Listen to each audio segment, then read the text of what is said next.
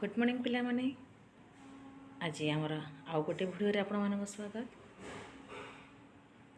आज जो पाठटे पढ़ा आम परिवार उपरे परिवेश आम संस्कृति उपरे पर्यवेसित आमर जोटी आरंभ जोटी शेष जी आमर प्रथम गुरु समस्त को नहीं आमर ये पाठटी है तृतीय श्रेणी बही हाथ्य सौर बहीर तृतीय श्रेणी पिता माता गुरु गुरुजने। पिता जी आम जन्मदाता, माता जी आमर जन्मदात्री, गुरु जी आमको शिक्षा देइछन्ति, गुरुजने आमको आजीवन शिक्षा जी दियंती जी आमठू बड़। ए कवितारे श्रीमती संहिता जेना कौन एमिति कहिछन्ति पिता माता गुरु गुरुजने समस्त को एठी एकाठी रखा जाइछि। आस आम पढ़ा और जानिबा प्रकृत रे पाठटी कौन। प्रथमे आवृत्ति करिनेबा। पिता माता आम बड़ ठाकुर कोटि प्रणाम करिबा, तांको आशीर्वाद लभिथिले आमे जगत जिणी पारिबा। गुरुदेव आम इष्ट देवता कोटि प्रणाम करिबा, कृपा करिथिले गुरुदेव आम ज्ञान को जानी पारिबा। गुरुजने प्रणाम करिबा, आशीष लभिबा पाई, विपद दूरेई कृपा करिथिबो आमको जगत साई। बड़ को सादर करी नमस्कार, सान को करिबा स्नेह, सफिया आदर करिबे आमको छुटिबे प्रशंसा सुर।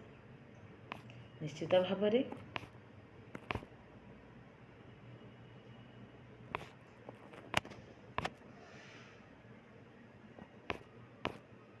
अच्छा ताले बुझी नेबा आर सारांशटी कवि कौन कहिछन्ति संहिता जेना।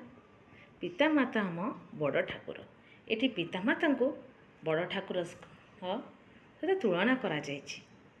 कौन पाई बड़ ठाकुर किए? आम से जगतर नाथ जगन्नाथ को तांको स्थान को आम पिता माता को स्थान दिया जाइछि। आम जेमती बड़ ठाकुर को कोटि प्रणाम करुचे सेमती तांको प्रणाम करिबा। तो कवि कहिछन्ति जे आमर बापा एवं माँ हेउछन्ति आम पाई दुनियार सबुठु बड़ ठाकुर। आमे तांको कोटि कोटि प्रणाम करिबा उचित। जदि आम उपरे पिता माता का आशीर्वाद रहिबो तबे आमे सारा जगत रे सबु क्षेत्र रे विजय होई पारिबा। गुरु बा शिक्षक आमर इष्ट देवता सदृश। ताले गुरु और शिक्षक को कौन क्यों सदृश तुलना करा जाइछि ना इष्ट देवता।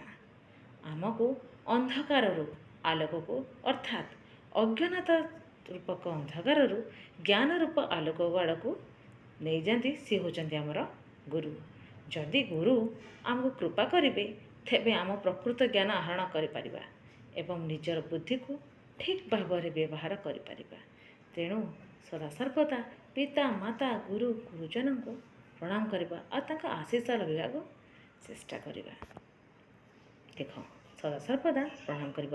सकाळरू बाहरिबा तले घर बाहरुचे निश्चित प्रणाम करिब।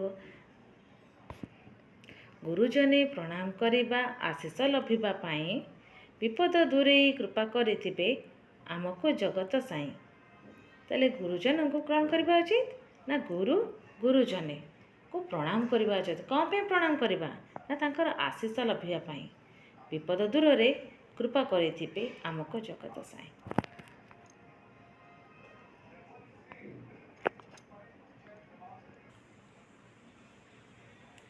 आमर समस्त गुरुजन मानक सबु बेले प्रणाम करबा उचित।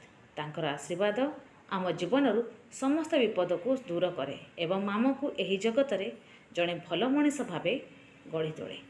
जड़े भल पिला भावरे आमर कर्तव्य है निज ठारू बड़ को सादर रे नमस्कार बा सम्मान करिबा। निज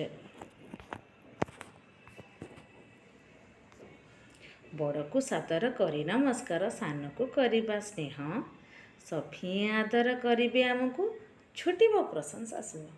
ताले कौन यार अर्थ ना जड़े भल पिला केमिति हेबा ନା ନିଜ କର୍ତ୍ତବ୍ୟ ହେବା ନିଜଠାରୁ ବଡ଼କୁ ସାଦର ନମସ୍କାର କରିବା, ସମ୍ମାନ ଜଣାଇବା, ନିଜଠାରୁ ସାନମାନଙ୍କୁ ସ୍ନେହ ଓ ଆଦର କରିବା। ଯଦି ଆମର ବ୍ୟବହାର ଏମିତି ରହିବ ତେବେ ସମାଜରେ ସମସ୍ତେ ଆମକୁ ଭଲ ପାଇବେ ଏବଂ ଚାରିଆଡ଼େ ଆମର ପ୍ରଶଂସା ହେବ। ଏ କବିତାଟି ଆମକୁ ଶିଖାଏ ଯେ ବଡ଼ମାନଙ୍କୁ ସମ୍ମାନ ଦେବା ଏବଂ ସାନମାନଙ୍କୁ ଶ୍ରଦ୍ଧା କରିବା ହିଁ ମଣିଷର ପ୍ରକୃତ ସଂସ୍କାର। ତାହେଲେ ଏଠି କ'ଣ ନା ପିତାମାତାଙ୍କୁ ବଡ଼ ଠାକୁର ସହିତ ତୁଳନା କରାଯାଇଛି। ତାଙ୍କର ଆଶୀର୍ବାଦ ଲାଭିଲେ ଆମେ ଜଗତ ଜିଣିପାରିବା। ଗୁରୁଦେବ ହେଲେ ଆମର ଇଷ୍ଟ ଦେବତା, ତାଙ୍କୁ କୋଟି ପ୍ରଣାମ କରିବା।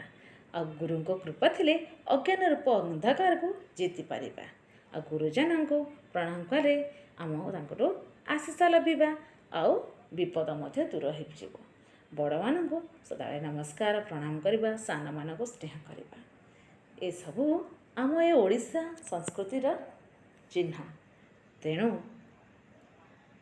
ସଦାବେଳେ ଗୁରୁଜନମାନଙ୍କୁ ପିତାମାତା ସମସ୍ତଙ୍କୁ ସମ୍ମାନ ଜଣାଇବା ହେଉଛି ଆମର କାମ। କେତୋଟି କଠିନ ଶବ୍ଦ ମଧ୍ୟ ଏଠି ମୁଁ ଦେଇଛି। ଏଇଭଳି ଆମର ସଂସ୍କାର ଆମ ଓଡ଼ିଶା ସଂସ୍କୃତିକୁ ବଜାୟ ରଖିବା ଆଉ ଆମ ଭାରତ ମାଆର ଆମ ଜନ୍ମଭୂମିକୁ ନାଁ ଟେକ ରଖିବା, ଗୁରୁଜନଙ୍କୁ ପ୍ରଣାମ ଜଣାଇବା। ଏତିକି ରହି ମୁଁ ଆଜିର ଭିଡ଼ିଓଟି ଶେଷ କରୁଛି। ଧନ୍ୟବାଦ।